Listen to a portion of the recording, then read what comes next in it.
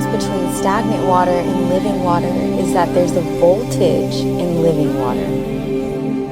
And what studies have found is that when there's a voltage, the water reaches for itself.